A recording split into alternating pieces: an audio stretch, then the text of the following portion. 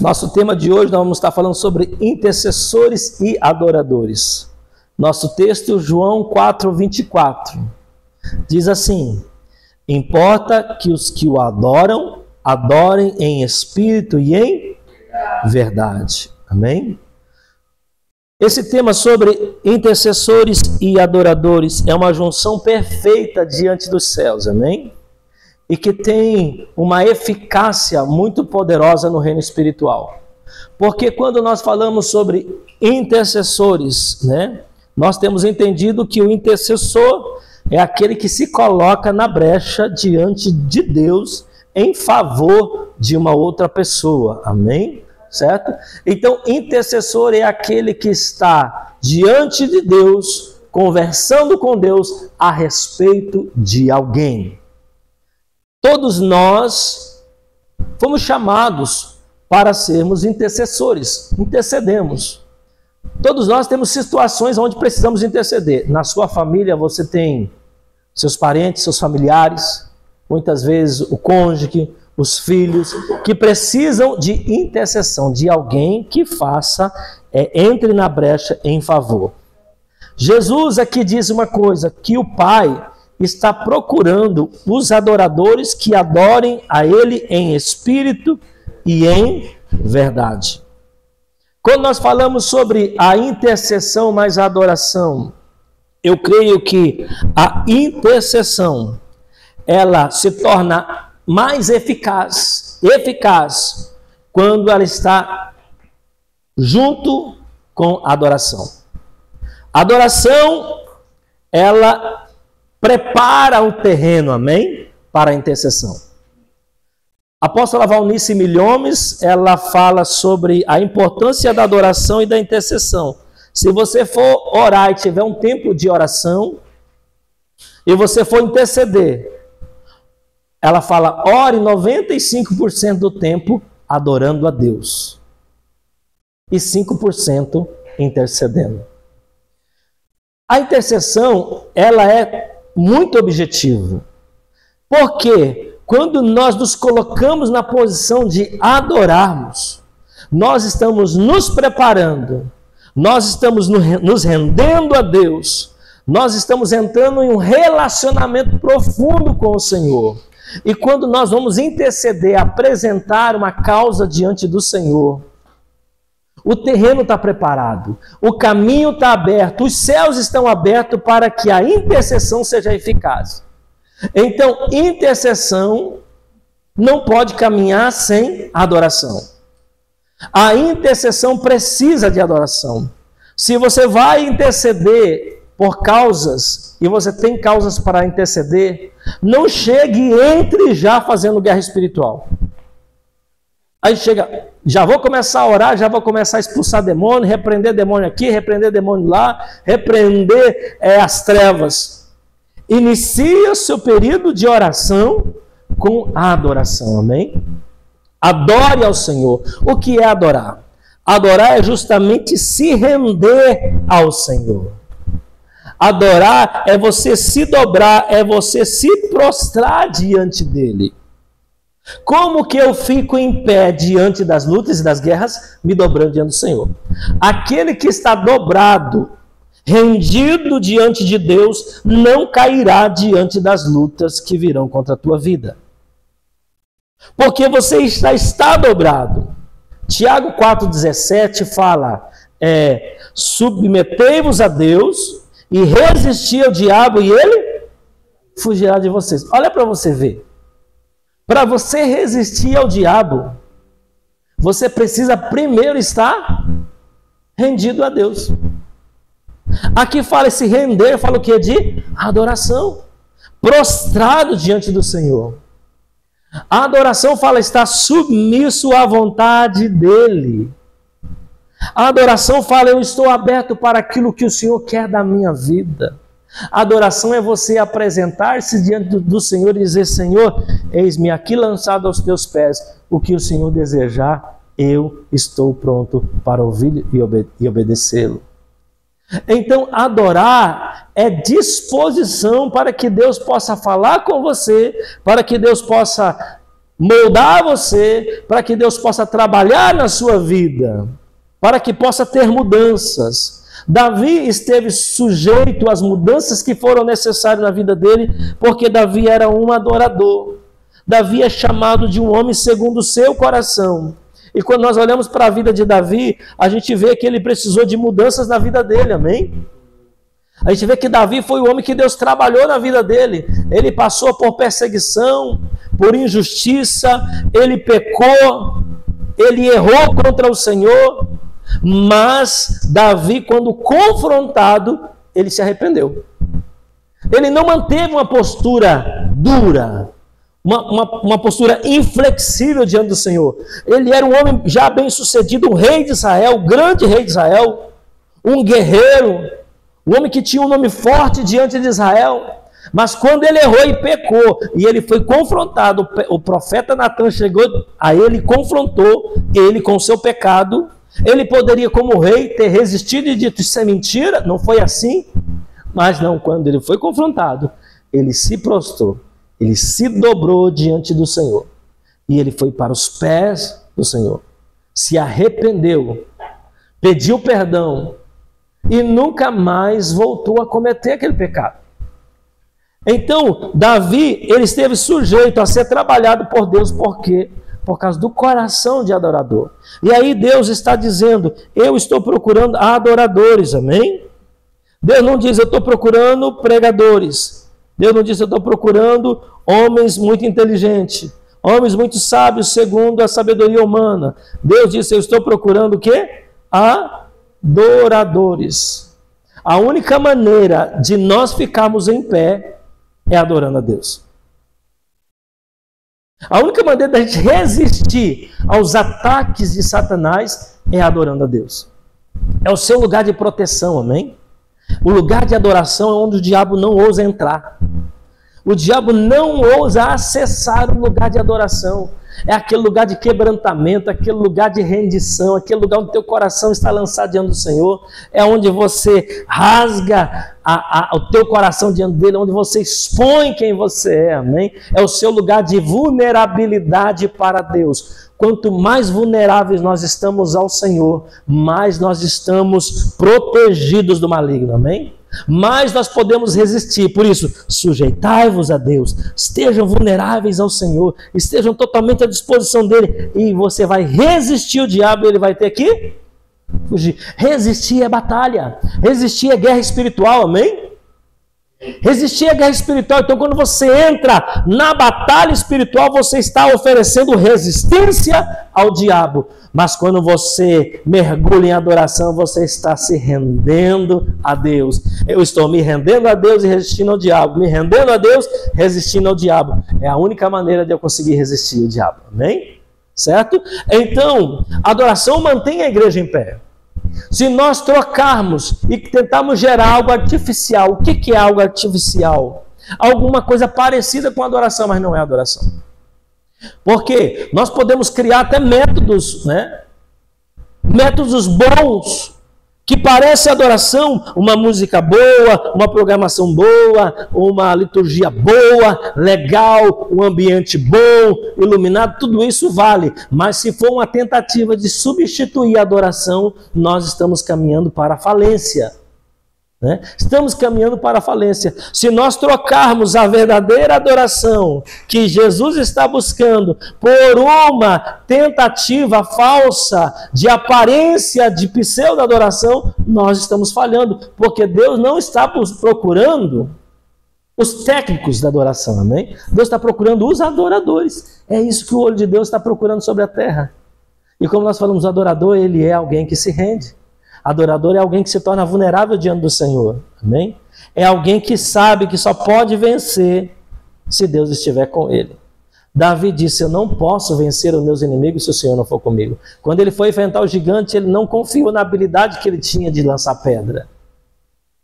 Quando ele foi enfrentar o gigante, ele disse: você vem contra mim com espada, escudos. Eu vou contra ti no nome do Senhor, amém?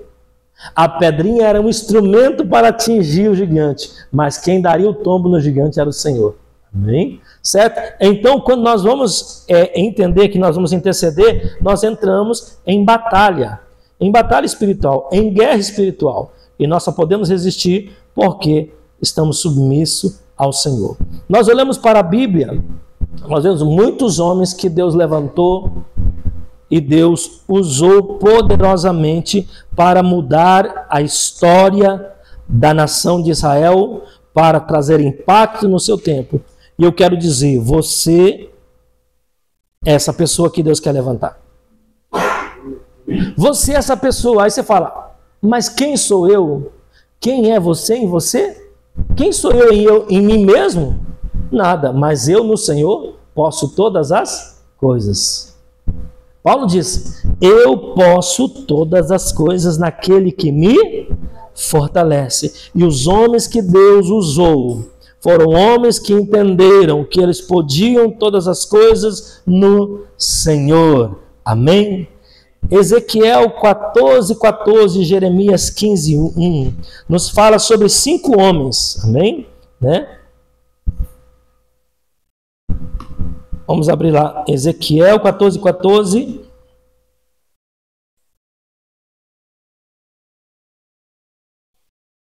Ezequiel 14:14, Jeremias 15:1.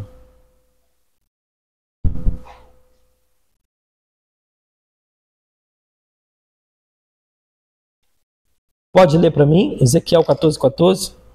Meu aqui não está abrindo. Abriu, ok.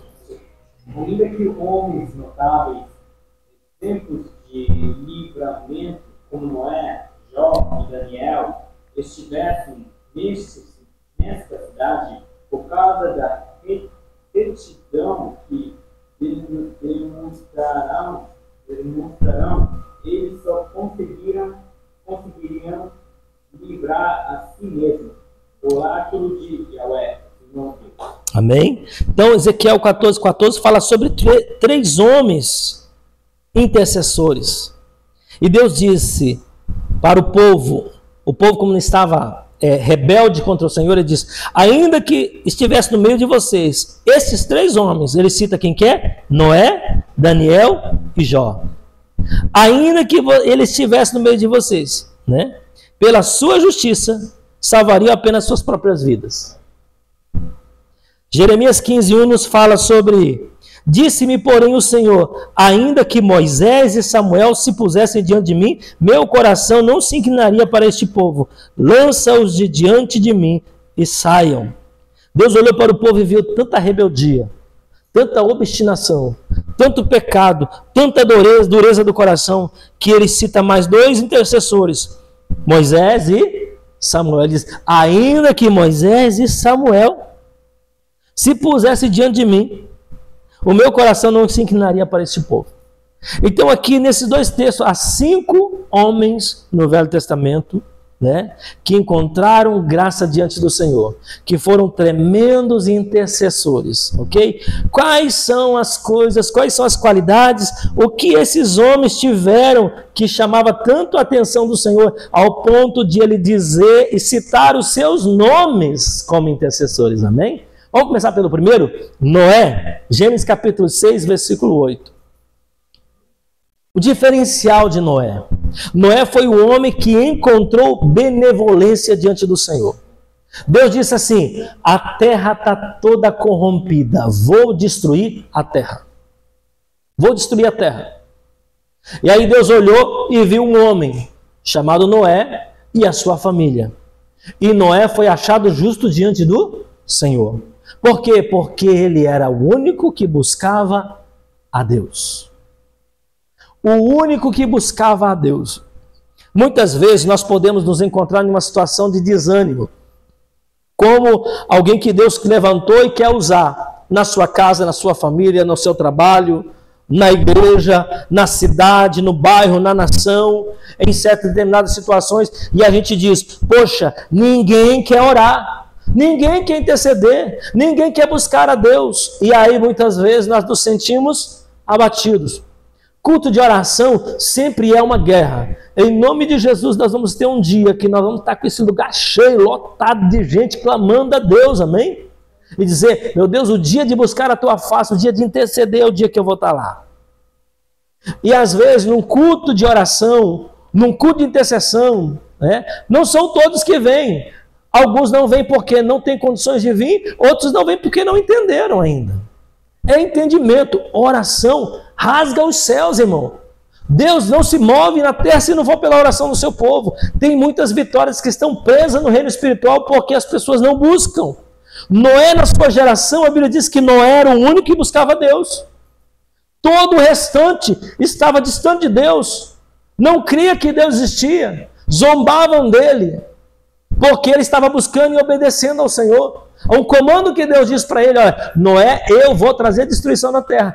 Prega. Noé foi um pregador das boas novas da sua geração, e ninguém quis aceitar, porque a Bíblia diz que Deus pediu para ele construir uma arca, que Deus ia mandar um dilúvio, uma chuva muito forte, que ia inundar a terra e ia consumir toda a criação.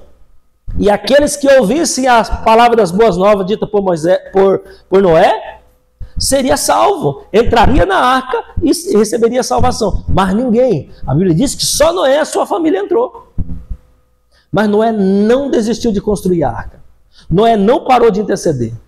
Noé não parou de buscar a Deus. E porque ele buscou o Senhor em uma geração que não buscava, recebeu benevolência. Quer dizer para você, na geografia onde Deus te colocou, pode ser que as pessoas não estejam interessadas em Deus, mas se você estiver, você vai encontrar a favor de Deus, amém? E eu quero dizer que a nossa geração está precisando dos Noés. Está precisando de Noé. Quem aqui pode ser o Noé de Deus na sua geração? Amém? Segundo homem, Daniel. Daniel encontrou revelação na presença de Deus. Daniel foi um homem de oração. Pense uma coisa, ele era um jovem que foi tirado da sua nação, de Israel, foi levado cativo para a Babilônia. Ele foi levado como escravo. Todos os outros, muitos foram mortos, e outros jovens foram levados com ele como escravo para uma terra distante, não conheciam a língua, cultura diferente, tudo diferente, longe dos seus familiares, tendo que aprender uma nova língua, tendo que submeter a um rei que não era um rei temente a Deus, mas ele se conservou fiel. E porque ele se conservou fiel, em uma situação totalmente adversa, o Senhor abriu os céus para ele e trouxe revelações que foram muito importantes para os acontecimentos bíblicos que nós temos, já estão acontecendo e que vão acontecer ainda. Porque Daniel encontrou revelação porque buscou ao Senhor mesmo diante de adversidades. Quando o decreto do rei veio para a Babilônia, ninguém pode orar a outro Deus que não seja ao rei da Babilônia. Ninguém pode buscar outra divindade. Todos foram proibidos, e aquele que quebrasse e violasse o decreto seria morto. O que Daniel fez? Daniel, contrariando os decretos entre obedecer a Deus e obedecer aos homens, ainda que isso lhe trouxesse uma grande consequência, ele disse: eu vou obedecer a Deus. A nossa geração precisa de Daniéis ou não precisa de Daniéis? Daniéis que não vão ter desculpa: eu não estou sendo fiel porque na faculdade ou na escola não tem mais crente, só tem eu de crente lá. Vamos ser infiéis porque as adversidades e a situação que nos cercam nos pressiona para a gente fazer igual aos outros. Quando nós somos fiéis ao Senhor, os céus se abrem para revelar os mistérios de Deus na nossa vida, amém? Você vai ter o privilégio de receber informações privilegiadas do céu. Você vai ter o privilégio de ouvir Deus falando para você acerca de mistérios que ninguém ainda ouviu. Você vai ter o privilégio de ouvir Deus falando acerca do futuro. Daniel recebeu a revelação das profecias de Jeremias, falando sobre as 70 semanas, e o Senhor enviou um anjo para trazer resposta para ele, amém? Daniel encontrou a revelação diante do Senhor, porque foi fiel, buscou a Deus, orou. Daniel orava 3 vezes ao dia, de manhã, ao meio-dia e ao cair da tarde, ele orava ao Senhor, amém? Buscava a Deus. A minha pergunta é: quantas vezes nós oramos por dia? Quanto nós estamos dispostos a buscar? Deus está precisando de Daniéis na nossa geração. O Japão precisa dos Daniéis de Deus, amém? Que vão ter os céus abertos e ter a revelação do Senhor. Terceiro homem, Jó. Jó foi aceito por Deus. Jó 42:7, né? Jó, embora tenha passado por uma provação terrível, né? Jó foi testado. Satanás chega diante do Senhor e Deus diz para Satanás: viste o meu servo Jó, fiel, homem íntegro. Não há ninguém como ele na terra. E Satanás faz uma provocação. É porque o Senhor abençoa ele e dá tudo o que ele quer. O Senhor deu filhas bonitas, filhos formosos, o Senhor deu camelos, ovelhas, terra, servos e serva. O Senhor deu um nome grande no Oriente, Ele é o maior. Ele tem do bom e do melhor, tudo para Jó é o melhor. Quem não adoraria o Senhor? Quem não estaria na presença do Senhor tendo tudo isso? E Deus diz: você acha que é por isso? Então faz o seguinte, eu vou te autorizar. Você pode tocar em tudo que ele tiver, você só não vai tocar na vida dele, porque a vida dele pertence a mim. O diabo sai e faz tudo que tinha que ser feito. Jó entra em uma situação terrível, calamitosa, ao ponto de a sua própria esposa dizer para ele: amaldiçoa esse Deus que você serve e morre, porque eu não aguento ver essa angústia sua. Jó clamou ao Senhor, muitas vezes questionou, perguntou, mas Jó em nenhum momento blasfemou contra Deus. Você sabe o que o diabo está disputando diante do trono? Não é os seus bens, porque o diabo sabe que se ele pegar um bem seu e você for fiel ao Senhor, Deus vai te dar 7 vezes mais. Joel capítulo 3 diz assim, que aonde o gafanhoto, migrador e cortador veio, destruiu a plantação, ou seja, a sua prosperidade. Se você se volta ao Senhor, Deus diz assim: eu vou restituir 7 vezes mais. O diabo está disputando a tua adoração, o diabo está disputando a tua fidelidade.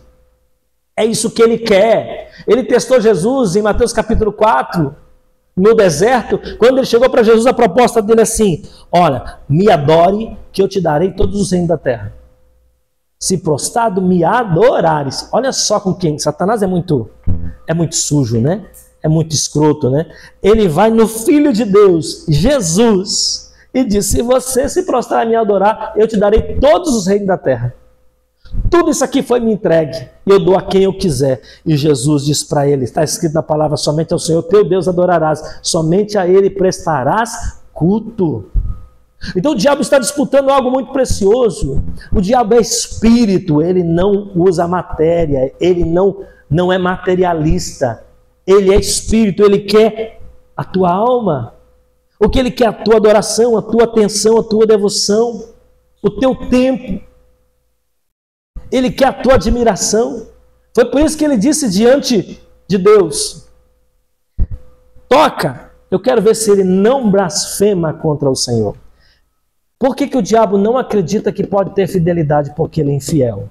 Porque ele não acredita que possa haver verdade? Porque ele é mentiroso. Por que ele não acredita em lealdade? Porque ele é desleal. Ele não pode acreditar porque ele não tem isso no caráter dele. Já percebeu que as pessoas que têm um mau caráter duvidam de todo mundo? Por quê? Porque é um reflexo. Ela diz: eu não sou fiel. Como que pode existir alguém que é fiel? Então, excesso de desconfiança é uma marca negativa do caráter, exposto visivelmente para as pessoas. Amém? Então Jó foi aceito por Deus. Jó, quando passou por todas as coisas, ele foi provado, mas não blasfemou. Seus próprios amigos, a Bíblia diz que os seus próprios amigos interpelaram contra ele e disseram: você está em pecado, você fez coisa errada, não pode acontecer isso com um homem do jeito que aconteceu com você, você pecou, você está em pecado, Jó. E Jó disse: eu não pequei contra o Senhor. Jó questionou, fez perguntas a Deus. Deus depois repreendeu ele. Deus depois corrigiu ele. Mas ele foi aceito, porque ele se manteve fiel. Assim como Jó aponta para Jesus. Jesus também na cruz do Calvário foi ferido. Isaías 53 diz que ele era o servo sofredor. Foi ferido, moído, transpassado pelas nossas enfermidades, pelos nossos pecados, nossas iniquidades estavam sobre ele. E o castigo que nos traz a paz foi derramado sobre Jesus. Ele na cruz do Calvário, os seus blasfemadores, os seus acusadores, aqueles que estavam ali tirando sarro dele, zombando dele, dizendo: tu não és o Filho de Deus, tu não és o Cristo, desce daí, salva-te a ti mesmo e nós acreditaremos em você. Jesus poderia descer da cruz, só que abortaria o plano da redenção para o homem. Ele foi fiel até o fim, fiel até a morte. E quando ele olhou para os seus acusadores, por aqueles que interpelavam e zombavam dele, o que ele disse para Deus? Pai, perdoa-os, porque eles não sabem o que fazem. Você sabe o que Jó fez no final? Deus veio e ficou irado com os 3 amigos de Jó. E Jó foi lá e orou pelos seus amigos. E a Bíblia nos fala que Deus mudou o cativeiro de Jó, a sorte de Jó, quando ele orava e intercedia em favor dos seus amigos. Então o que Deus está chamando? Intercessores como Jó, que tem a capacidade de interceder e orar e pedir misericórdia diante de Deus até por aqueles que o acusam. Assim no modelo de Jesus, que é o modelo dos intercessores, amém? Que é o intercessor dos intercessores. Glória a Deus. 4 homem, Moisés. Moisés, Deus o conhecia pelo nome. Êxodo 33, 17, 18. Deus falando sobre Moisés para Miriam e para Arão. Quando Miriam e Arão começam a achar que eram grandes o suficiente para não precisar de Moisés. Deus fala conosco também, Ele não fala só com você. E Deus repreende os irmãos de Moisés, Miriam e Arão. E diz: com vocês eu falo por meio de mistério, por meio de sonhos. Com o meu servo Moisés eu falo com ele face a face. Eu conheço ele, amém? Moisés é um exemplo de um intercessor. Por vezes o Senhor olhou para o povo e a rebelião do povo e disse: eu vou destruir esse povo. E Moisés se colocava diante do povo, entre Deus e o povo, e diz: Senhor, não destrua esse teu povo. O Senhor tirou eles do Egito. O que as nações vão pensar a respeito? Que o Senhor arrancou eles do Egito para matar eles no meio do deserto. O que as nações vão pensar? Não é esse o teu plano. E Moisés, pela sua capacidade de intercessão, fez com que Deus deixasse de lado a ideia de destruir o seu povo. Quando o povo pecou contra Deus e Deus disse: saia do meio deles, porque eu vou destruir todos eles. Sabe o que Moisés fez? Deixa eu dizer uma coisa para você. Se vai acontecer isso com você, na escola onde você estuda, na fábrica onde você trabalha, na cidade onde você mora, e Deus trouxesse uma mensagem dizendo assim: saia daí porque eu vou destruir essa cidade. Você pegaria: vamos pegar nossa mala, Deus já nos deu um aviso, vamos embora. Moisés não, ele foi para o templo, para o tabernáculo, pegou um incensário, pegou a brasa e incenso do altar, colocou no incensário e foi diante do Senhor clamar. A brasa no incensário fala sobre o arrependimento e o incenso fala sobre a adoração. Moisés foi adorar a Deus e se arrepender em nome do povo. O intercessor, ele sabe representar o povo diante de Deus. Como Daniel se arrependeu pelos pecados do seu povo. Moisés vai aqui diante do Senhor levando arrependimento, as brasas e o incenso, a adoração. A Bíblia fala que a oração dos santos sobe como incenso suave e agradável às narinas do Senhor. Deixa eu dizer uma coisa para você: a sua oração, a sua adoração, ela sobe diante do Senhor como aroma suave. Quando você adora, quando você se prostra diante do Senhor, os olhos do Senhor se voltam para você. E Deus fica lá: isso é agradável para mim. E o coração de Deus muda novamente com relação ao povo. Por causa de Moisés, que tinha um coração rendido diante do Senhor. Alguém que sabia chamar a atenção de Deus. Nós sabemos chamar a atenção de Deus? Pense uma coisa, nós sabemos chamar a atenção de Deus? Jesus por muitas vezes estava passando no meio da multidão. Eu creio que havia muita gente pedindo muita coisa. Senhor, resolve essa causa. Senhor, estou passando por isso. Oh, Jesus faz isso, Jesus faz aquilo. Uma multidão tinha visto ele curar o cego, abrir o ouvido ao surdo, fazer o aleijado andar, ressuscitar mortos. Meu irmão, você está perto de um homem que fez isso, que você vai pedir alguma coisa. Fala assim, eu tenho uma causa lá em casa, ele pode. Rapaz, você não viu o que ele fez? Isso aqui é fichinha. Mas poucas pessoas conseguiam tirar algo de Jesus.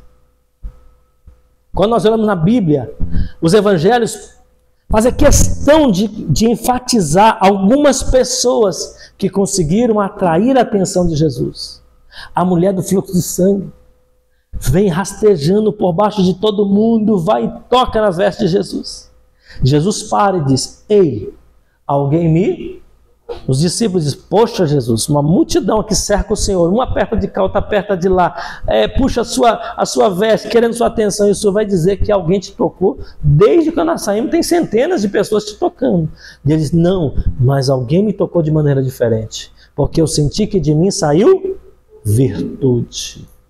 Todos podem tocar a Jesus, mas só alguns podem tirar a virtude dele, porque não é o toque, é a maneira como você toca. Moisés tinha essa intimidade de saber chamar a atenção de Deus. E por isso o Senhor ouviu a sua oração, amém? Deus precisa de Moisés nos nossos dias de hoje, amém? Deus precisa dos Moisés. Onde estão os Moisés aqui? Amém? Quinto, Samuel. O nome Samuel significa ouvido por Deus, amém? É um nome muito bom e sugestivo. Ouvido por Deus. Literalmente é isso que significa, né? Samuel foi alguém que serviu ao Senhor desde pequenininho no templo e na casa do Senhor. Era alguém que tinha os ouvidos aguçados para ouvir a voz de Deus. Certa noite ele estava dormindo, ainda muito jovem, criança, e ele ouviu uma voz dizendo, Samuel, Samuel, né? E aí ele acorda na disposição e sai e vai até o sacerdote que o instruía, que chamava Levi. E ele diz, o Senhor me chamou? E ele diz, não te chamei. Pode voltar a dormir. Ele volta a dormir. Começa a dormir, novamente uma voz, Samuel, Samuel. E aí se repetiu por várias vezes. Até que na última vez o profeta, que já não estava tão antenado assim, mas pela tantas repetições diz, só pode ser uma coisa, Deus está falando com esse menino. E Samuel recebe a instrução de Levi, olha, quando você ouvir novamente a voz, você vai dizer, eis-me aqui, Senhor, fala que o teu servo ouve. Nós precisamos dos Samuéis nos dias de hoje, que tem disposição para ouvir a Deus em qualquer hora, em qualquer momento.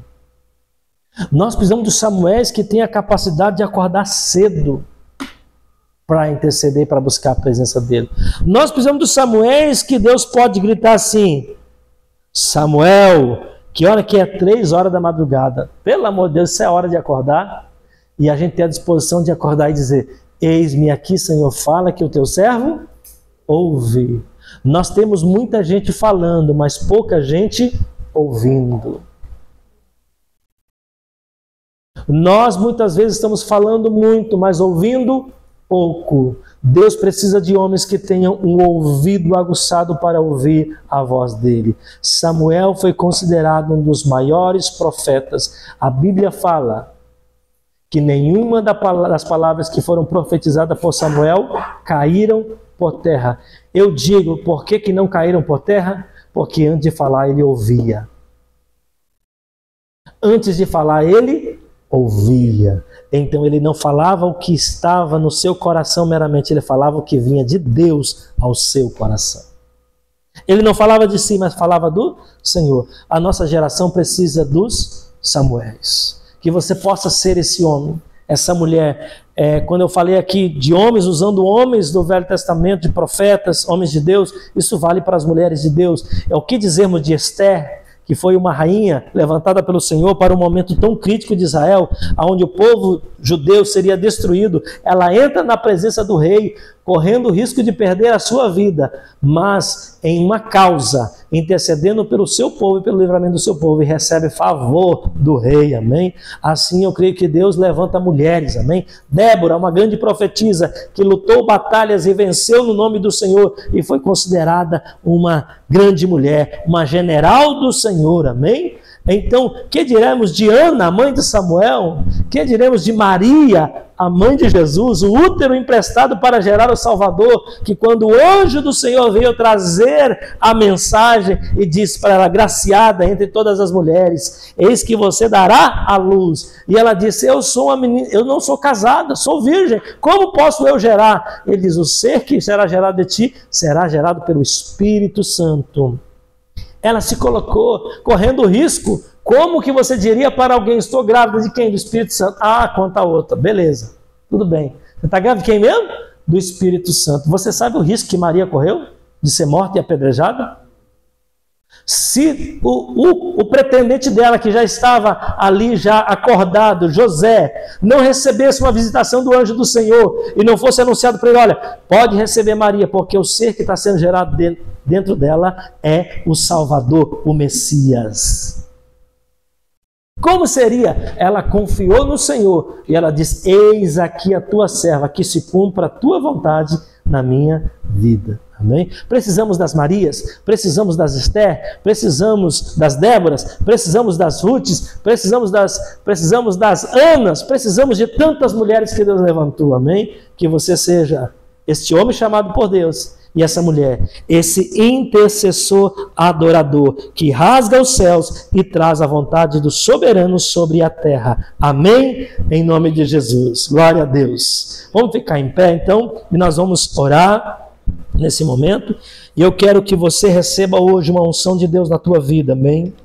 Uma capacitação do Senhor, um coração rendido ao Senhor. A Bíblia nos fala que um coração quebrantado e contrito não desprezará o Senhor, amém? Levante